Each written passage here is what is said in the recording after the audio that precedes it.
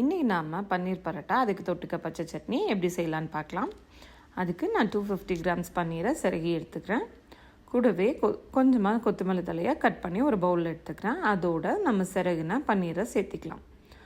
ஒரு பச்சை மிளகாயை சின்ன சின்னதாக கட் பண்ணி சேர்த்திக்கிறேன். ஒரு பெரிய வெங்காயத்தையும் சேர்த்திக்கலாம் சின்ன சின்னதாக கட் பண்ணி. 2 டீஸ்பூன் சீரகம், 1 டேபிள் ஸ்பூன் தனியா பவுடர்,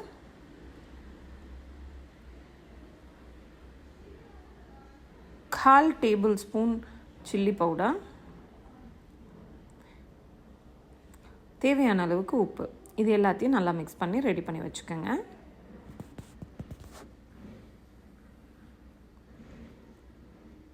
இப்போ நம்ம சப்பாத்தி தேய்ச்சிக்கலாம். சப்பாத்தியை ரொம்ப பெருசாக தேய்க்க வேண்டாம்.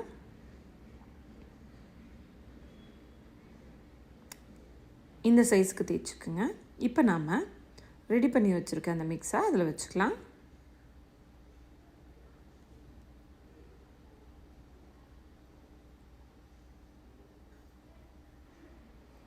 பாருங்கள், இந்த மாதிரி ஃபோல்ட் பண்ணுங்கள். லாஸ்ட்டாக எல்லா கார்னர்ஸையும் ஜாயின் பண்ணி ஒரு ட்விஸ்ட் பண்ணுங்கள்.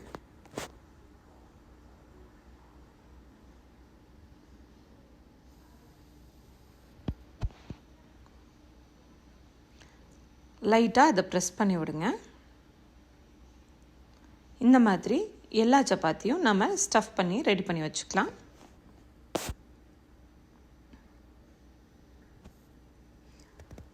இப்போ நாம் இந்த ஸ்டஃப் பண்ணி வச்சுருக்கிறத தேய்ச்சி எடுத்துக்கலாம். நல்லா பவுடரில் டிப் பண்ணி எடுத்துக்கோங்க.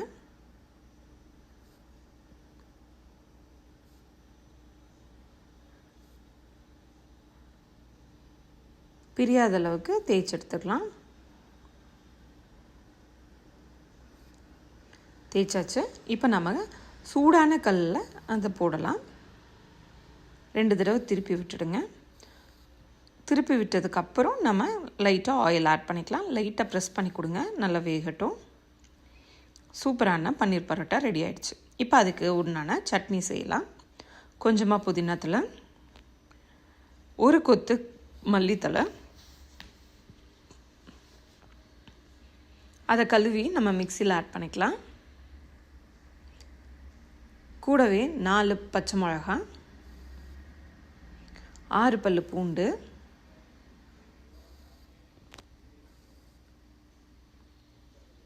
ஒரு தக்காளியை சின்ன சின்னதாக கட் பண்ணி சேர்த்திக்கிறேன்.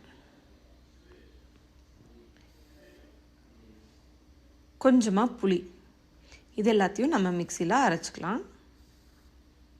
இப்போ நம்ம தேவையான அளவுக்கு உப்பு, 1 டீஸ்பூன் சர்க்கரை, 2 டேபிள் ஸ்பூன் தயிர், இது எல்லாத்தையும் மறுபடியும் கிரைண்ட் பண்ணிக்கலாம். கிரைண்ட் பண்ணியாச்சு. இப்போ நம்ம பவுலுக்கு ட்ரான்ஸ்ஃபர் பண்ணிக்கலாம். இப்போ நம்ம தாளிச்சிடலாம். அதுக்கு எண்ணெய் சூடானதையும் கொஞ்சமாக கடுகு, ஒரு கொத்து கருகாப்பில். இப்போ நம்ம இதை சட்னியில் ஆட் பண்ணிக்கலாம். சூப்பரான பன்னீர் பரோட்டா ரெடி ஆகிடுச்சு.